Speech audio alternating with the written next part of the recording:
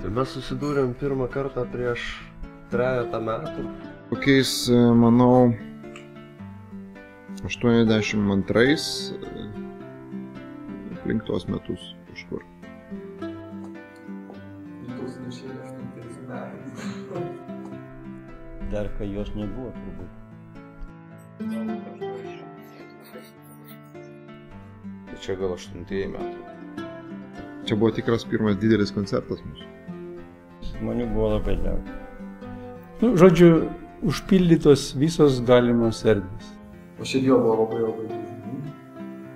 Atsimenam, kaip tokia gera. Mes labai džiaugiamės, kad mes grojam būtent FIDI, nes tai buvo tas renginys, apie kurį mes jau buvom žinoję ir kuriame lankėmės anksčiau ir kuris mums imponavo.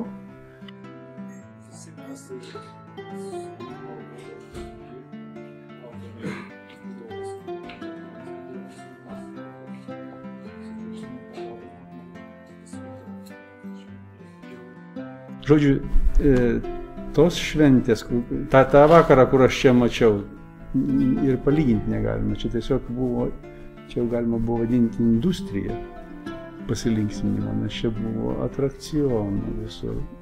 Pradėjau kaip vienas didžiausias festivalį. Vienas didžiausių, netgi ne vienas didžiausių, o didžiausias alternatyvinis festivalis po sto. Netgi, kai mes savo koncertus turėdom ne FIDI aplinkoje, tai net draugai kartais neateidavo, o kai vykdavo FIDI, tai tikrai susirenka. Šiaip buvo smagu, ta prasme, iš tikrųjų čia pusė Vilniaus ateidavo. Man tai tas buvo dėl dvasiška, nes viskas smagu.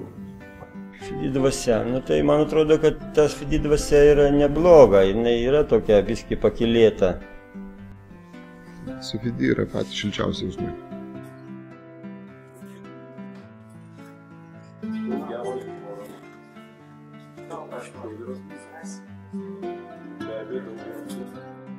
Kažkaip pavasariu gal Šiaip ar taip fizikai, jau vien fizikai yra biskį tokie. Didžiulė griaunanti jėga. Didžiulė griaunanti jėga. Žodžiu, didinga šventė. Didinga šventė. Ir jau supratau, kad tai yra labai kilnių tikslų renginys.